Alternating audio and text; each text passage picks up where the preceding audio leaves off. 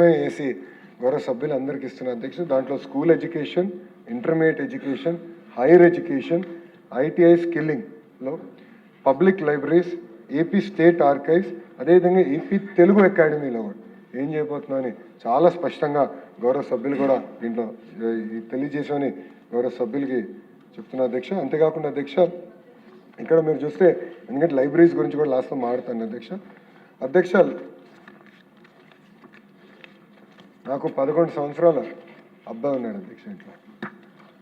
So బ్రహ్మని వాడిని బాగా ట్రైనింగ్ ఇచ్చి ఫోన్కి ట్యాబ్లెట్కి దూరం పెట్టి బుక్స్కి చదువుతాం అలవాటు చేసిన అధ్యక్ష. మా వాడికి ఒక పుస్తకం ఇస్తే ఒక రోజులో చదివేస్తాడు అధ్యక్ష. నాకు అలవాటు లేదు అధ్యక్ష, నేను చదవలేదు, చాలా ఇబ్బంది పడతాను అధ్యక్ష. ఒక బుక్ పూర్తి చేయాలంటే నాకు మినిమం 1.5 months పడుతుంది అధ్యక్ష. సో రీడింగ్ అనేది ఎంత ఇంపార్టెంటో నేను చూశాను అధ్యక్ష. క్రియేటివిటీ ఎంత వస్తుందనే దానికి నాకు ఒక ఐడియా ఉంది అధ్యక్ష. ఎందుకంటే creative thought process, critical analytical thinking, vocabulary ఇదంతా రీడింగ్ ద్వారా వస్తుంది అధ్యక్ష. ఇది నేను ఇంట్లో చూశాను కనుకనే ప్రభుత్వ లైబ్రరీని బలోపేతం చేయాలని లక్ష్యంతో మేము పనిచేస్తున్నాం అధ్యక్ష. అందుకే మంగళగిరిలో ఒక మోడల్గా చేపట్టాం అధ్యక్ష. ఇక్కడ పేజ్ నెంబర్ 44, 45, 45, 46, 47లో కొన్ని ఫోటోలు కూడా పెట్టాము. గౌరవ సభ్యులు చూడొచ్చు, మీరు కూడా విజిట్ చేయండి. ప్రతి నియోజకవర్గంలో లైబ్రరీస్ బలోపేతం చేద్దాం. అంతేకాకుండా దాని తర్వాత మండల స్థాయి లైబ్రరీస్ని బలోపేతం చేద్దాం. దెన్ నియోజకవర్గానికి వెళ్దాం. అక్కడ కాంపిటేటివ్ ఎగ్జామ్స్ కావాల్సిన పుస్తకాలు ఇవన్నీ కూడా స్టాండర్డైజ్ చేశాం. ఆ పుస్తకాలు కూడా ప్రభుత్వమే అందిస్తుందని గౌరవ సభ్యులు కూడా నేను తెలియజేస్తున్నాను అధ్యక్ష. ఇంతేకాకుండా అమరావతిలో ఒక సెంట్రల్ లైబ్రరీ ఏర్పాటు చేస్తామని గతంలోనే చెప్పడం జరిగింది అధ్యక్ష. దానికోసం ఒక డిజైన్ కాంపిటీషన్ కూడా నిర్వహించాం. మొన్న ఒక ఆర్కిటెక్ట్ని కూడా ఆ డిజైన్ కాంపిటీషన్ ద్వారా ఫైనలైజ్ కూడా చేస్తాం జరిగింది అధ్యక్ష. సో అమరావతిలో సెంట్రల్ లైబ్రరీ ఏర్పాటు చేయబోతున్నాం అధ్యక్ష. ఈ అమరావతి సెంట్రల్ లైబ్రరీ ఏర్పాటు చేసే దానికి ప్రత్యేకంగా శోభా రియల్టీ వాళ్ళు 100 కోట్ల రూపాయలు ఈ అమరావతి సెంట్రల్ లైబ్రరీకి ఇస్తాం జరుగుతుంది అధ్యక్ష. ఈ సభ తరఫున వాళ్ళని అభినందన తెలుపుతున్నా అధ్యక్ష. ఎందుకంటే వాళ్ళకి ఆంధ్ర రాష్ట్రంలో ఎలాంటి ప్రాజెక్ట్స్ లేవు, కానీ గౌరవ ముఖ్యమంత్రి గారి పైన ఉన్న గౌరవంతో ఆయనకి డబ్బులు ఇస్తే సరిగా వినియోగిస్తాడు, మా పేరు కూడా తరతరాలుగా నిలబడుతున్న లక్ష్యంతో వాళ్ళు ఇష్టం జరుగుతుంది అధ్యక్ష. దీనికి అధ్యక్ష గౌరవ ఇండస్ట్రీస్ మంత్రి మన భరత్ గారు ప్రత్యేక శ్రద్ధ తీసుకుని వాళ్ళతో కోఆర్డినేట్ చేసి టేబుల్కి వాళ్ళు తీసుకొచ్చారు అధ్యక్ష. ఈ సభాముఖంగా వాళ్ళని కూడా నేను అభినందించాలనుకుంటున్నాను అధ్యక్ష.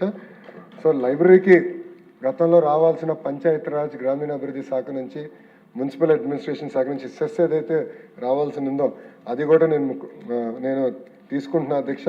ఇప్పుడు లైబ్రరీస్ అందరూ కూడా బలోపేతం చేయాలి లక్ష్యంతో, ఈ సెస్ దానికే ఖర్చు పెట్టాలి లక్ష్యంతో మేము పనిచేస్తున్నాం అధ్యక్ష. ఇంతేకాకుండా డిజిటల్ లైబ్రరీ కూడా ఏర్పాటు చేయాలని అనుకుంటున్నాం. ఒక యాప్ ప్రభుత్వమే తీసుకొచ్చి బుక్స్ తీసుకోవాలన్నా కూడా ఏమేమి బుక్స్ ఉన్నాయి, ఏమి లేవు యాప్ ద్వారా తెలుసుకోవచ్చు. అంతేకాకుండా గతంలో అనేక మనము వర్షన్స్ అని కూడా డిజిటైజ్ చేసామన్నాం, ప్రభుత్వం చేసింది. అది కూడా ఈ యాప్ ద్వారా పిల్లలకి అందించాల లక్ష్యంతో ఉన్నామని గౌరవ సభ్యులందరూ కూడా నేను తెలియజేస్తున్నాను అధ్యక్ష. అంతేకాకుండా మిగతా సంస్కరణలు ఏదైతే ఆర్కైవ్స్ కానీ తెలుగు అకాడమీకి సంబంధించిన సంస్కరణలు ఏదైతే తీసుకొస్తున్నామో అదంతా ఇక్కడ నోట్లో ఇచ్చామని గౌరవ సభ్యులకి తెలియజేసుకుంటున్నాను అధ్యక్ష. అధ్యక్ష ఇది ఒక పవిత్రమైన బాధ్యత. ఎందుకంటే ఎక్కువ మందికి రాని అవకాశం నాకు ఇచ్చారు గౌరవ ముఖ్యమంత్రి గారు, గౌరవ ఉప ముఖ్యమంత్రి గారు. ఒక బాధ్యతగా నేను నిర్వహిస్తున్నా. సభ్యులందరూ తెలుసు, ఏ ఇష్యూ ఉన్నా మీరు నాకు వాట్సాప్ మెసేజ్ పెడితే ఎట్లా స్పందిస్తానో, ఎట్లా పరిష్కరిస్తానో. కలిసికట్టుగా ఒక బెస్ట్ మోడల్ ఆఫ్ ఎడ్యుకేషన్ మనం తీసుకొద్దాం. మనం ఎంతసేపు ఇతర రాష్ట్రాలు చూసి నేర్చుకోవాలనుకున్న దగ్గర నుంచి ఇతర రాష్ట్రాలు మనం చూసుకుని ఆంధ్రాలో ఒక మోడల్ ఉంది, దీనివల్ల ఫలితాలు వస్తున్నాయి అన్న లక్ష్యంగా మనం అందరం పనిచేయాల్సిన అవసరం ఉంది. కేవలం ఒక లోకేష్ వల్లనే సాధ్యం కాదు. 175 మంది శాసనసభ్యులు, Telugu Desam, Janasena, Bharatiya Janata party, in fact even వైకాపా శాసనసభ అందరం కలిసికట్టుగా పనిచేయాల్సిన అవసరం ఉంది. ప్రభుత్వ పాఠశాలల్ని, విశ్వవిద్యాలయాల్ని, ప్రభుత్వ గ్రంథాలయాల్ని అన్నీ బలోపేతం చేస్తేనే మన సమాజాన్ని ముందలు తీసుకెళ్తాం, నైతిక విలువలు కూడిన సమాజం మనం ఏర్పాటు చేసుకోగలుగుతాం అని గౌరవ సభ్యులు తెలియజేసుకుంటూ అనేక మార్లు నాకు మీరు మెసేజ్ పెట్టారు, ఫీడ్బ్యాక్ ఇచ్చారు, పాజిటివ్గా తీసుకున్నాం.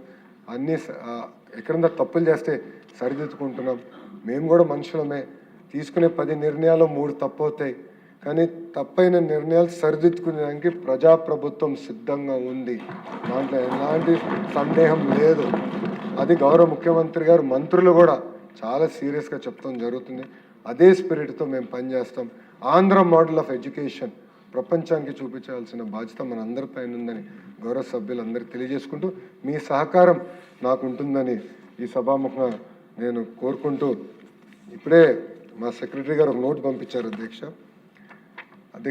ఎందుకు నవ్వుతున్నానంటే ఇప్పటికీ కొన్ని రాష్ట్రాలు ఆంధ్ర రాష్ట్రానికి వచ్చి చూస్తున్నారు అధ్యక్ష. ఎందుకంటే ప్రత్యేకంగా ధర్మేంద్ర ప్రధాన్ గారే చెప్తున్నారు, ఆంధ్ర రాష్ట్రంలో సంస్కరణ తీసుకొచ్చారు, 1 క్లాస్ 1 టీచర్ బాగా చేస్తున్నారు, మీరు వెళ్ళి చూడండి అని చెప్తున్నారు.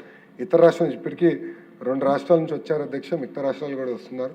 మా అధికారులు కూడా నేను చెప్పేది ఒకటే, ఇతర రాష్ట్రాలే కాదు ఇతర దేశాల నుంచి ఎడ్యుకేషన్ డిపార్ట్మెంట్లో వచ్చి ఆంధ్ర రాష్ట్రంలో బాగా చేస్తున్నారని చూసి ఇక్కడ మనం ఏదైతే అమలు చేస్తున్నామో వాళ్ళు అమలు చేస్తే ఆ రోజు తగిన న్యాయం చేసిన వారు అవుతామని మా అధికారులు కూడా, ఎందుకంటే గ్యాలరీలో వాళ్ళు కూడా ఉన్నారు, వాళ్ళు కూడా నేను తెలియజేస్తున్నా. ఒక కమిట్మెంట్, ఒక ప్యాషన్తో మేము అందరం పనిచేస్తున్నాం. ఇక్కడ నేను కూడా మా టీంని పదే మోటివేట్ చేస్తాను. ఇదేదో 9 to 5 ఉద్యోగం కాదు, ఇదో కమిట్మెంట్, ఒక ప్యాషన్గా ప్రభుత్వ విద్యను మనం బలోపేతం చేయాలి.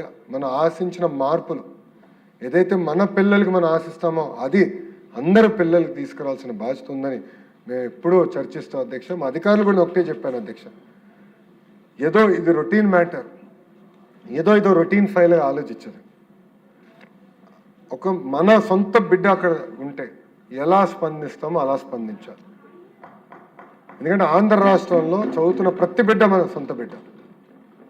వాళ్ళకి ఒక్క చిన్న సమస్యను మన సొంత ఇంట్లో పిల్లలకి ఎట్లా స్పందిస్తాం అట్లనే స్పందించాలి. ఏ చిన్న ఇష్యూ కాదు, ఏ ఇష్యూ అయినా చిన్నదైనా పెద్దదైనా సీరియస్గా తీసుకోవాలని నేను చాలా స్పష్టంగా మా డిపార్ట్మెంట్ కూడా నేను చెప్తాను జరిగింది అధ్యక్ష. గౌరవ సభ్యులు కూడా తెలియజేస్తున్నాం, ఒక ప్యాషన్తో మేము పనిచేస్తున్నాం. కానీ నేను తీసుకున్న అన్ని నిర్ణయాలు కరెక్ట్ అని నేను అన్ను. ఏమైనా ఫీడ్బ్యాక్ ఉంటే ఇవ్వండి, కరెక్ట్ చేస్తాం. ప్రజల దగ్గర నుంచి కూడా టైం టు టైం ఎక్స్ ద్వారా, ఫేస్బుక్ ద్వారా, ఇన్స్టాగ్రామ్ ద్వారా ఏకంగా నాకే వాట్సాప్ పెడతారు, ఉపాధ్యాయులు కూడా వాట్సాప్ పెడతారు, వాళ్ళ ఫీడ్బ్యాక్ కూడా తీసుకుంటున్నాం. ఏమంటే టైం టు టైం మేము కరెక్ట్ చేస్తున్నాం. కానీ అందరినీ కోరేది ఒక్కటే, మీ అందరి సహకారం అవసరం, ఉపాధ్యాయుల సహకారం అవసరం, తల్లిదండ్రుల సహకారం అవసరం, పిల్లల సహకారం అవసరం, ప్రజాప్రతినిధుల సహకారం అవసరం. ఎందుకంటే మనందరం కలిసికట్టుగా పనిచేస్తేనే మన పిల్లల భవిష్యత్తు మనం తీర్చిదిద్దగలుగుతాం అధ్యక్ష.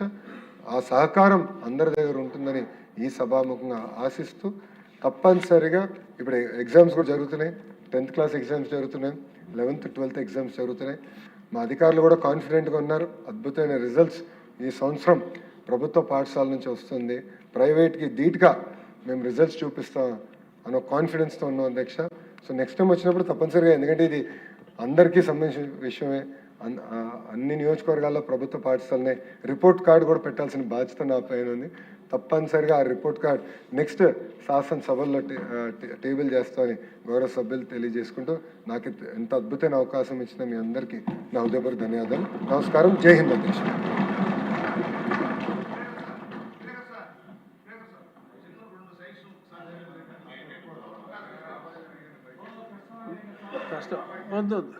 బాలల భవిష్యత్తు బాగుంటేనే రాష్ట్ర భవిష్యత్తు బాగుంటుంది, బాలల భవిష్యత్తు అద్భుతంగా ఉండబోతుంది అన్న మెసేజ్ శాసనసభ్యులకే కాదు రాష్ట్ర ప్రజలందరికీ కూడా తెలియజేసిన విద్యాశాఖ మంత్రి గారికి హృదయపూర్వక ధన్యవాదాలు. అలాగే ప్రతి ఎమ్మెల్యే ప్రతి వారం ఒక పాఠశాల సందర్శించి బాగోగులన్నీ, తప్పొప్పులన్నీ ఆయనకే ప్రత్యక్షంగా చెప్పమంటం అనేది కూడా ఒక అద్భుతమైన సూచన. దానివలన మరింత అభివృద్ధి చెందుతుంది.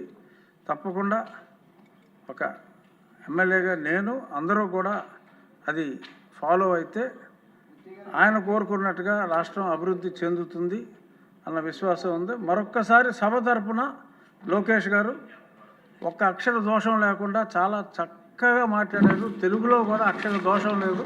దానికి ప్రత్యేక అభినందనలు మీకు. నిజంగా మనస్ఫూర్తిగా brilliant speech, heart touching speech, and it has come from your heart. We could feel that. Thank you. Thank you so much. ఆయన ఆగిలే లేరు, ఇఫ్ యూ డోంట్ మైండ్. ఇక్కడ